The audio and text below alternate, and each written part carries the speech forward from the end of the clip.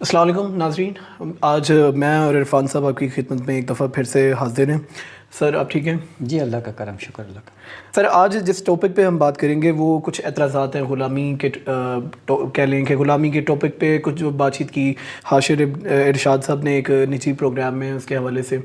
تو اعتراضات پہ اگر میں آؤں تو جو پہلا اور میجر اعتراض انہوں نے کیا اسلام اور غلامی کے حوالے سے وہ یہ ہے کہ وہ کہتے ہیں کہ اسلام نے غلامی کو ختم کرنے کے لیے کوئی واضح حکم نہیں دیا۔ وہ کہتے ہیں کہ غلاموں کے ساتھ اچھا سلوک کرنے اور ثواب حاصل کرنے کے حوالے سے اس طرح کی کچھ ترغیبات تو دی گئی مسلمانوں کو، اور مختلف گناہوں اور جرائم کے کفارے میں انہیں آزاد کرنے کا قانون بھی رکھا گیا، مگر اس سے یعنی غلامی کو ختم کرنے کا فیصلہ نہیں سنایا گیا۔ اور کہتے ہیں کہ یہی وجہ ہے کہ تمام تر ترغیبات اور قوانین کے باوجود مسلمانوں کے ہاں غلامی کا خاتمہ نہیں ہوا۔ غلامی کی منڈیوں میں مسلمان کھلے عام ان کی خرید و فروخت کرتے اور ہر گھر میں غلام اور لونڈی رکھے جاتے تھے۔ غلامی کا خاتمہ 20ویں صدی میں یورپی اقوام نے کیا، یعنی میرا خیال ہے 1857 میں جو امریکہ نے اس کی طرف اسٹیپ ایک اٹھایا تھا اس کی طرف اشارہ کر رہے ہیں، اور کہہ رہے ہیں کہ مسلمانوں نے سب سے آخر میں غلامی کو ترک کیا۔ میرا خیال ہے وہ سعودی عرب میں جیسے کہ کافی اس حوالے سے ایک کوششیں کی تھیں وہاں کی گورنمنٹ نے، اور اس کے بعد جا کے ختم ہوئی تھی۔ تو اس پہ سب سے پہلے آپ بتائیے گا کہ آپ کا کیا جواب ہوگا؟ جی بہت اہم سوال ہیں اور سنجیدہ سوالات ہیں، اس لیے کہ اس میں یہ تو بات حقیقت ہے کہ غلامی جو ہے وہ مسلمانوں کے ہاں بلکہ پوری دنیا میں اور مسلمانوں کے ہاں بھی موجود رہی، اور ختم تبھی ہوئی ہے جب یورپی اقوام نے 20ویں صدی میں اس کے بین الاقوامی سطح پر اس کے خاتمے کا اعلان کیا تھا۔ جہاں تک اسلام کے حوالے سے غلامی کے خاتمے کا تعلق ہے تو اس میں ایک جو چیز نظر انداز کر دی جاتی ہے یا اس کو پوری طرح اس کا ویٹیج نہیں دیا جاتا، وہ ہے قرآن مجید کی طرف سے دیا گیا مکاتبت کا قانون۔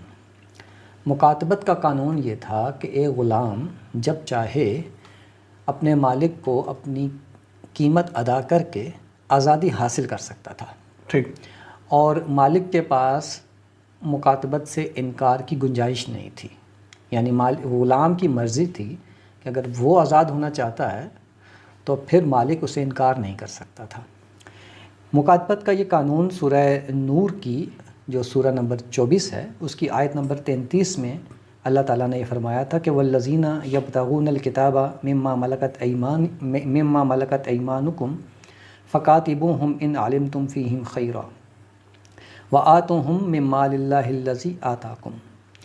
تو اس کا ترجمہ یہ ہے کہ اللہ تعالیٰ فرماتا ہے کہ تمہارے مملوکوں میں سے، غلاموں میں سے جو مکاتبت چاہیں ان سے مکاتبت کر لو اگر تم ان میں بہتری پاؤ کہ یہ اب انڈیپینڈنٹ لائف گزار سکتے ہیں، اور اس کے لیے اگر ضرورت ہو تو مسلمانوں انہیں اس مال میں سے دو جو اللہ نے تمہیں عطا فرمایا ہے۔ اچھا، تو اس مکاتبت کے قانون کے تحت غلام جب چاہیں آزادی حاصل کر سکتے تھے۔ ٹھیک، دوسری بات یہ کہ جیسے اللہ نے فرمایا کہ جو مال اللہ نے تمہیں عطا کیا ہے اس سے ان غلاموں کو دو تاکہ وہ اپنے مالک کو اپنی آزادی کی قیمت دے کر آزاد ہو جائیں، کیونکہ وہ اس نے خرید کے لایا ہوتا تھا تو اس نے انویسٹمنٹ کی ہوتی تھی۔ ٹھیک، تو اب اس کا اگر ایسے ہی ان کو آزاد کر دیا جاتا تو ان کا نقصان ہو جاتا، اور غلام کوئی سستے نہیں ہوتے تھے، بڑی مہنگے ان کو لایا جاتا تھا۔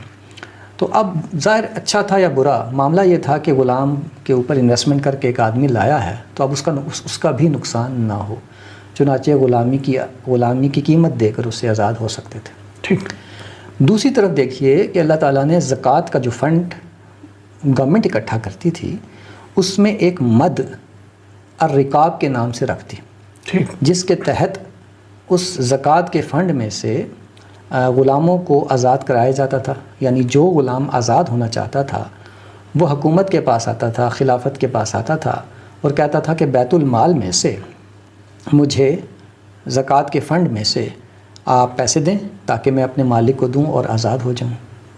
تو جو تھی گورنمنٹ وہ ان کو آزاد کیا کرتی تھی۔ حضرت عثمان کے زمانے میں اس کی تو خیر ایویڈنسز پوری تاریخ میں موجود ہیں، حضرت عثمان کے زمانے میں ایسے بہت ہوتا تھا، خوشحالی بہت آ گئی تھی تو لوگ جو تھے وہ اپنا زکوٰۃ کا مال لے کے گورنمنٹ کے پاس جاتے، اور گورنمنٹ کے پاس لوگوں کو دینے کے بعد بھی اتنا کچھ بچ جاتا تھا کہ وہ پھر اس مال میں سے غلام آزاد کرتے تھے مدینہ میں، مدینہ سے باہر جہاں بھی وہ پیسے بھیجتے تھے کہ ان سے غلاموں کو آزاد کر دیا جائے. ٹھیک. تو دیکھیے کہ پورا ایک سسٹم بنایا گیا غلاموں کی آزادی کا. مالک کو مجبور کیا گیا کہ غلام آزادی کے لیے مکاتبت کرنا چاہیے، وہ انکار نہیں کر سکتا. حکومت کو بتایا گیا کہ زکوٰۃ کے فنڈ سے غلاموں کو پیسے دیے جائیں، آزاد ہو جائیں. تو آپ یہ دیکھیے کہ اس طرح سے غلاموں کی اپنی آزادی کی جو کنجی تھی وہ ان کے اپنے ہاتھ میں دے دی گئی کہ جب چاہیں آزاد ہو جائیں. ٹھیک. تو اس کے بعد مطلب ہے کہ ایک کیا چیز رہ جاتی ہے کہ جو مطلب بہترین حکمت عملی یہ اختیار کی گئی.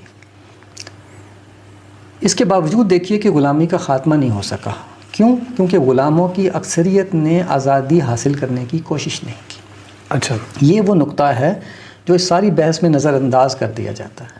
اچھا. یعنی غلام خود ہی نہیں چاہ رہے ہیں کہ وہ آزاد ہوں. تو اس وجہ سے غلامی پرولونگ ہوئی ہے اور کئی صدیوں تک چلی.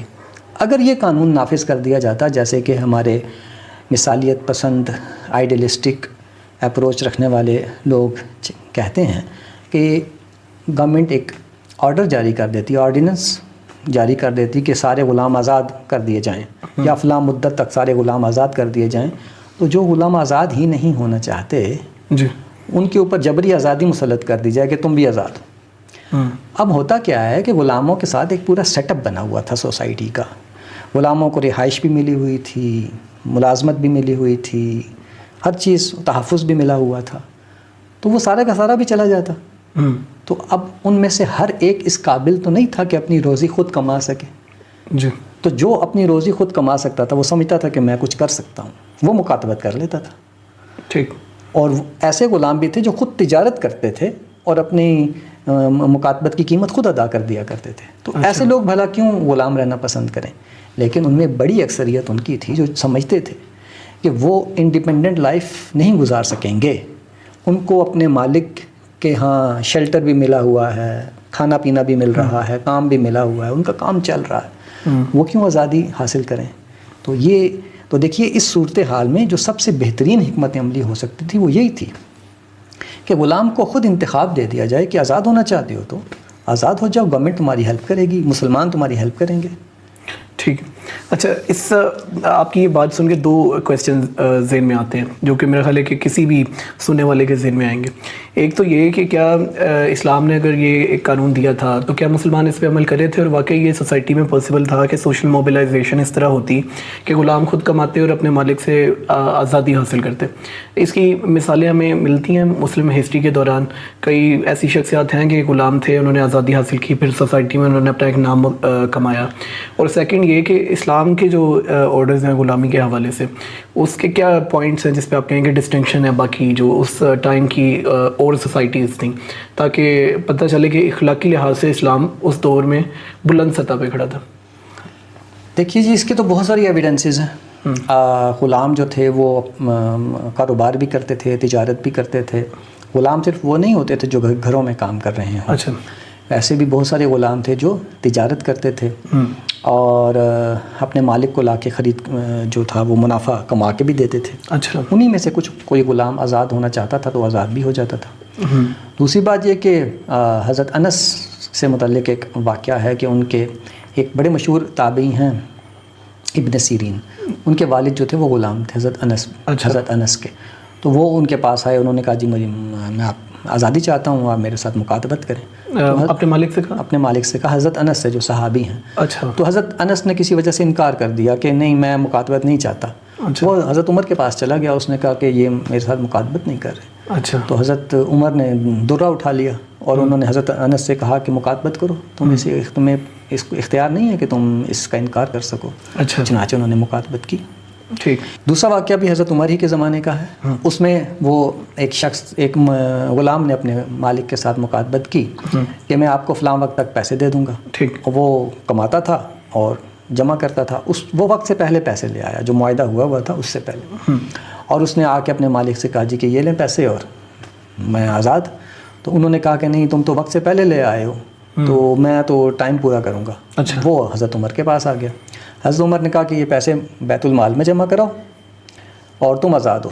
اچھا. اور تمہارا مالک جو ہے چاہے تو ہم سے پیسے لے لے, چاہے وہ پیسے بھی اس کے گئے اور تم بھی اس کے ہاتھ سے گئے. ٹھیک. تو اس طرح سے معاملات اس زمانے میں چل رہے تھے. اس کے بے شمار ایویڈنسز. ایک سٹڈی ہے جس کے مطابق 7 صحابہ کے آزاد کردہ غلاموں کو جمع کیا گیا ہے, جس میں حضرت عائشہ ہیں, حضرت عبداللہ بن عمر ہیں, حضرت عبد الرحمن بن عوف ہیں, حضرت عثمان ہیں. یہ جو دولت مند صحابہ تھے, انہوں نے تقریباً 39,000 سے زیادہ صرف ان 7 صحابہ نے غلاموں کو آزاد کیا تھا. تفہیم القرآن میں اس کا حوالہ بھی موجود ہے جو میں نے آپ کو ابھی یہ بتایا. دوسرا سوال جو آپ کا تھا کہ قرآن مجید اپنے دور کے اخلاقی معیار سے بلند نہیں ہو سکا, کہ اس زمانے میں غلامی موجود تھی, غلامی کو گوارا کیا جاتا تھا, غلامی کے جواز کے دلائل بھی دیے جاتے تھے, تو دین نے بھی اسے گوارا کیا ہے, اسلام نے بھی اسے گوارا کیا. دراصل اس میں نا 2 باتیں سمجھنے کی ہیں. ایک بات یہ ہے کہ اور اس میں میں یہ سوال کر رہا تھا کہ جو مسلم سوسائٹیز ہیں یا اسلامک جو لاز جہاں پہ اپلائی ہو رہے ہیں, وہاں پہ جو لاز ہیں غلاموں کے حوالے سے وہ کیسے ڈفرینٹ ہے as compare to other societies, جیسے کہ کرسچنس اگر اس دور میں تھے وہاں پہ؟ دیکھیے, یہ جو مکاتبت کا قانون ہے یا کفارے میں غلاموں کو آزاد کرنے کا قانون ہے, اس طرح کے قوانین دوسری سوسائٹیز میں تو اتنی واضح طور پر موجود نہیں تھے. ٹھیک. وہاں پہ تو غلاموں کی قانونی حیثیت بھی ابھی اسٹیبلش نہیں ہوئی تھی. اچھا. جبکہ اسلام کے اندر غلام کی قانونی حیثیت اسٹیبلش تھی. غلام کو کوئی قتل کر دیتا تھا تو جواب میں قاتل کو قتل ہی کیا جاتا تھا. ٹھیک. وہ اس میں فرق نہیں کیا جاتا تھا کہ غلام یعنی کہ غلام کا سٹیٹس باقی سوسائٹیز کے لحاظ سے کم تھا, تو اس لحاظ سے فرق نہیں تھا کیا جاتا. یعنی کہ اعلیٰ درجے کے آدمی نے غلام کو قتل کر دیا تو اعلیٰ درجے کا جو آدمی ہے اس کو قتل ہی کیا جاتا تھا. ٹھیک. تو قانونی حیثیت دی ہے اسلام نے غلام کو. اس کے علاوہ یہ مکاتبت کے قانون کے لحاظ سے اس کو آزادی کا سٹیٹس دیا ہے. آزاد ہونے کے بعد وہ ایک مکمل قانونی عام مسلمان کے برابر کے تمام حقوق حاصل کر لیتا تھا. بلکہ اگر آپ ویسے اگر سوشل اسٹڈی دیکھنا چاہیں اسلام کے حوالے سے, تو غلاموں کا تو یہ حال تھا کہ وہ ایسی عزت اور اسٹیٹس حاصل کر لیا کرتے تھے کہ عربوں کے اعلیٰ خاندانوں میں ان کی شادیاں ہو جایا کرتی تھیں. اچھا. اور یہ وہ واحد خصوصیت ہے جو اور کسی جگہ نہیں پائی جاتی. اس صرف عرب سوسائٹی میں ہی تھی کہ غلام اعلیٰ درجے کے خاندانوں میں شادیاں بھی کر لیتے تھے. اور پھر یہی وہ ہے ہماری اسلام کی ہسٹری میں کہ غلام بادشاہ بھی بنے ہیں. تو یہ سارا کچھ تو ہوتا رہا. لیکن خیر, ہمارا جو اس وقت موضوع تھا وہ سوشل اسٹڈی نہیں بلکہ اسلامک اسٹڈی ہے کہ اسلام اس بارے میں کیا کہتا ہے. تو اسلام, میں نے آپ کو بتا دیا کہ مکاتبت کا بہترین قانون ہے جو اسلام نے دیا. بلکہ آپ کو یہ بھی معلومات میں اگر بعض لوگوں کی حسرت اضافہ ہو جائے کہ مکاتبت کا قانون اسلام سے پہلے سے چل رہا تھا. اچھا. یعنی کہ عرب سوسائٹی میں بھی پہلے سے موجود تھا. قرآن مجید نے اس کو انڈورس کیا اور اس کو بائنڈنگ کر دیا. یہ ہے اسلام کے کنٹریبیوشن. اچھا, ایسا اسلام نے کیوں نہیں کیا کہ غلاموں کو ملازم کا درجہ دے دیا جائے, یعنی ان کی جاب ہو جائے جیسے کہ آج ہوتا ہے, یعنی ان کو آزاد کر دیا جائے اور یعنی ملازم رکھ لیا جائے. ہاں, یعنی غلامی کے بجائے ملازمت کا قانون آ جاتا. یہ بڑا اچھا سوال ہے اور آج کے ماحول میں بیٹھ کے بڑی آسانی سے کہا بھی جا سکتا ہے. لیکن دیکھیے کہ اس زمانے میں ملازمت کا جو ایک باقاعدہ کوئی ادارہ یا نظام پوری دنیا میں کہیں اس طرح اسٹیبلش ہی نہیں ہوا تھا. ٹھیک. دوسری بات یہ ہے کہ مکاتبت کا قانون دینے کے بعد غلاموں کی اگر آپ غور کریں تو عملاً حیثیت یہی ہو گئی تھی کہ وہ چونکہ وہ جب چاہیں غلامی سے نکل سکتے تھے, تو اس لیے عملاً وہ ملازم ہی ہو گئے تھے. ٹھیک. یعنی اپنی مرضی سے ایک ملازمت کر رہے تھے. ٹھیک. اور جب چاہیں اس ملازمت کو چھوڑ کے جا سکتے تھے. ٹھیک ہو. اچھا, میں کئی دفعہ اس ٹاپک پہ جب سوچتا ہوں نا تو مجھے ایک بڑی کنفیوژن رہتی ہے کہ حاشر ارشاد صاحب جیسے اور بہت سے لوگ اس چیز پہ نہیں غور کرتے کہ 1857 میں جب فرسٹ ٹائم امریکہ نے ایک قانون بنایا تھا کہ کوئی بھی اب سلیو نہیں رہے گا, یعنی سلیوری از ابینڈنڈ, تو اس ٹائم ایک انڈسٹریل سسٹم بن چکا تھا امریکہ میں تو خصوصاً, اور یورپ سے بھی اور بہت سے غریب ملکوں سے بھی لوگ امریکہ میں آ رہے تھے اس وجہ سے کہ وہاں کی انڈسٹریز میں جاب کر سکیں. تو اب وہاں پہ کیونکہ جاب کے لیے انڈسٹری میں ضرورت پیدا ہو گئی تھی, تو اس وجہ سے گورنمنٹ کو فیل ہوا کہ اب سلیوری ختم کر دینی چاہیے, کیونکہ ایسی ایک میسر number of work force Ghulam ہے جو کہ اگر آزاد ہوگا تو وہ ادھر انڈسٹری کی ورک فورس میں آئے گا.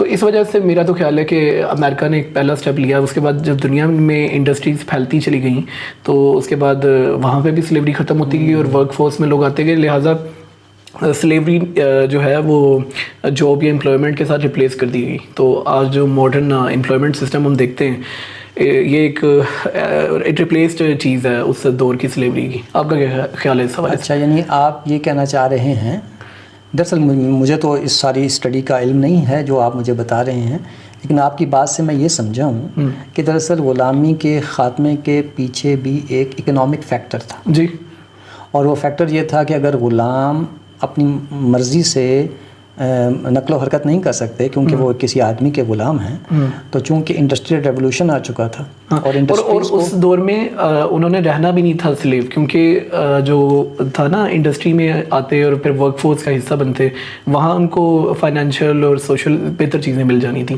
As compare to slavery. تو اگر وہ سلیو رہتے تو انڈسٹری کو فائدہ نہیں ہونا تھا, اور انڈسٹری کی ڈیمانڈ تھی کہ سلیوری ختم ہو. جی, اور اس وجہ سے یہ اسٹیپ اٹھایا گیا. جی, یہ ویسے بات کافی کنونسنگ لگتی ہے, اور مطلب ہے کہ دنیا میں بڑے بڑے جو تبدیلیاں آئی ہیں ان کے پیچھے معاشی فیکٹر ہوا کرتے ہیں. جی. اچھا عرفان صاحب, حاشر صاحب نے اپنے پروگرام میں جو ایک اور اعتراض اٹھایا ہے اسی غلامی والے ٹاپک پہ, انہوں نے کہا کہ جب سے تقریباً 6 لاکھ بنی اسرائیلیوں کو حضرت موسیٰ اپنے ساتھ لے گئے کنعان اور انہوں نے ان کو فری کروا دیا, تو مکہ میں تو نبی صلی اللہ علیہ وسلم کے ٹائم صرف 3 سے 4 ہزار سلیوز موجود تھے. تو نبی صلی اللہ علیہ وسلم نے ایسا کوئی اسٹیپ کیوں نہیں اٹھایا کہ ان کو ساتھ ملاتے, مدینہ لے جاتے, یا پھر کہ ادھر ہی ایک ریولیوشن لے آتے اور ان کو کہتے کہ ہم آزاد ہیں اور جو نہیں مانتا ان سے ہم جنگ کر لیں گے. تو اس طرح کا کوئی اسٹیپ کیوں نہیں اٹھایا گیا؟ دیکھیے, پہلی بات یہ ہے کہ رسول اللہ صلی اللہ علیہ وسلم صرف مدینہ کے تو حکمران نہیں تھے, پورے عرب کے حکمران تھے, اور غلامی کا سسٹم صرف مدینہ میں تو نہیں تھا, پورے عرب میں تھا. اگر یہ سسٹم ختم کرنا تھا تو پھر پورے عرب میں ہی ختم کرنا تھا. اور پھر جیسے کہ ہم مکاتبت کے اسی بحث کے دوران یہ دیکھ چکے ہیں کہ غلاموں کی بڑی اکثریت نے آزاد ہونا پسند ہی نہیں کیا, اور اس کی وجہ ان کے اپنے معاشی حالات تھے اور ان کی اپنی ذاتی صلاحیتوں کا اندازہ تھا. جیسے کہ ہم یہ بات پہلے بھی کر چکے ہیں کہ جو زیادہ تر لوگ ہوتے ہیں وہ انڈیپینڈنٹ سروائیول کے قابل نہیں ہوا کرتے ہیں. زیادہ تر لوگ ڈیپینڈنٹ ہوتے ہیں, ملازم اسی لیے دنیا میں زیادہ ہیں کیونکہ اور کاروبار کرنے والے کم ہیں جو اپنی روزی خود پیدا کرتے ہیں اور دوسروں کے لیے بھی روزی خود پیدا کرتے ہیں. جی, اس کے مقابلے میں ڈیپینڈنٹ لوگوں کی تعداد زیادہ ہوا کرتی ہے. غلاموں کے معاملے میں بھی یہی تھا, تو اس لیے غلاموں نے خود ہی آزاد ہونا پسند نہیں کیا ہے. جی, تو رسول اللہ صلی اللہ علیہ وسلم اگر اس طرح کا کوئی ریولوشنری اقدام اٹھا دیتے تو ایک بہت بڑا مسئلہ بن جاتا خود غلاموں ہی کے لیے.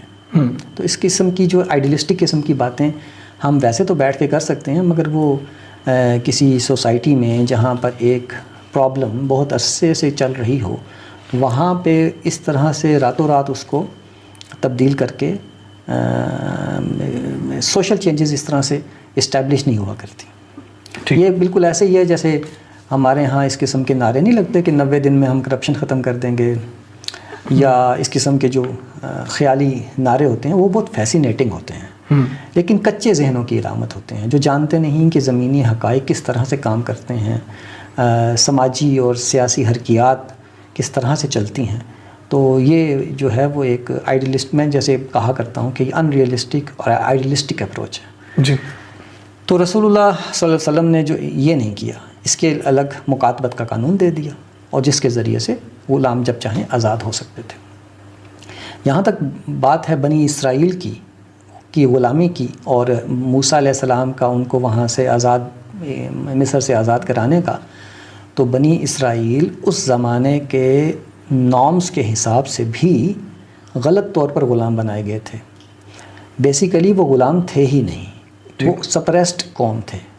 وہ مصر میں کئی عرصے سے رہ رہے تھے, پھر جو مصر کے جو حکمران طبقہ تھا اس سے ان کی ان بن ہو گئی تھی, اور اس کی بنا پر انہوں نے ان کو زبردستی ان کا استحصال کر رہے تھے اور ان کو غلاموں کی طرح ان سے سلوک کر رہے تھے. مگر اس زمانے کے نارمز کے حساب سے بھی انہوں نے نہ تو ان کو جنگی قیدی کے طور پر پکڑا تھا کہ وہ ان کو غلام بنا لیتے, اس لیے وہ تو غلام تھے ہی نہیں اصل میں, ٹھیک, بلکہ ایک قوم کے ظلم و ستم کا نشانہ بنے ہوئے تھے. تو اب موسیٰ علیہ السلام نے ان کو وہاں سے نکال لیا. دوسری بات یہ کہ موسیٰ علیہ السلام نے جو ان کو وہاں سے غلامی سے آزادی دلوائی ہے, اس کے پیچھے اللہ تعالیٰ کی ایک اور اسکیم چل رہی تھی. اللہ تعالیٰ نے یہ بتایا ہے کہ بنی اسرائیل کو خاص طور پر اللہ تعالیٰ نے اپنے دین کی تبلیغ کے لیے چنا ہوا تھا. ٹھیک. اب اس چنی ہوئی قوم کو خدا یہ چاہتا تھا کہ اب اس کی تعداد اتنی زیادہ ہو گئی ہے کہ یہ میرے دین کا پیغام لے کے آگے چلے. اس کے لیے مصر کے اندر جو غلامی کا ماحول ان کے لیے بن گیا تھا وہ سازگار نہیں تھا. اللہ تعالیٰ چاہتا تھا کہ ان کو ایک انڈیپینڈنٹ لائف میں دوں، اپنی اسٹیٹ بنائیں اور وہاں پہ توحید کا مرکز قائم کریں اور پھر وہاں سے خدا کے دین کی تبلیغ کریں. تو یہ ایک اس کے پیچھے ایک پوری اسکیم تھی خدا کی. تو اس وجہ سے ان کے ساتھ یہ معاملہ ہوا ہے. تو میرا خیال ہے آپ کے سوال کا جواب ہو گیا. جی اچھا سر، ان تمام باتوں کے باوجود بہرحال یہ تو ایک حقیقت ہے نا کہ مطلب بہرحال لگتی ہے، جو بہت سے ڈاکٹرز ہیں ان کے ذہن میں یہی ہوتا ہوگا کہ اسلام نے سلیوری کو کم از کم ایکسیپٹ ضرور کر لیا تھا، اور ایسا نہیں تھا کہ اس کو وہ بہت بری چیز اور قبیح چیز سمجھتا تھا. اللہ تعالیٰ نے غلامی کو جو عنوان دیا ہے وہی آپ کے اس اعتراض کا جواب بن جاتا ہے. اللہ تعالیٰ نے غلامی کو رقبہ کہا ہے. رقبہ کا مطلب ہوتا ہے گردن جو شکنجے میں آئی ہوئی ہے. اور غلامی سے آزادی کو فک و رقبہ کا نام دیا ہے، یعنی کہ گردن کو چھڑانا، گردن کو شکنجے سے چھڑانا. اب یہ دیکھیے کہ یہ کیسا عنوان ہے، کتنا پاورفل اور افیکٹو قسم کا عنوان ہے جو ایک پوری نفسیات کو متاثر کر دیتا ہے. یعنی آپ نے غلام بنایا یا آپ نے کسی کو غلام بنا کے لائے ہیں، خرید کے لائے ہیں، تو آپ نے گویا کسی کی گردن دبوچ رکھی ہے. اچھا. اور اگر آپ غلام آزاد کرتے ہیں تو آپ نے کسی کی گردن چھڑا دی ہے. ٹھیک. تو یہ وہ عنوان جو عنوان ہوتا ہے نا، وہی آپ کے نقطہ نظر کی عکاسی کر دیتا ہے. تو قرآن نے تو اس کو رقبہ اور فک و رقبہ کہہ کے اپنے سارا نقطہ نظر اسی میں بتا دیا. اچھا. اور یہی وجہ ہے کہ مسلمانوں کے ہاں پھر غلام رکھنا یا غلام بنانے کی تو ممانعت کر دی تھی دین نے. اب غلام رکھنا کوئی قابل فخر چیز نہیں رہی تھی. اچھا. اور اس کے مقابلے میں غلاموں کو آزاد کرانا ان کا پسندیدہ کام بن گیا تھا. اور جیسے میں نے آپ کو بتایا کہ وہ بات پر غلاموں کو آزاد کرتے تھے.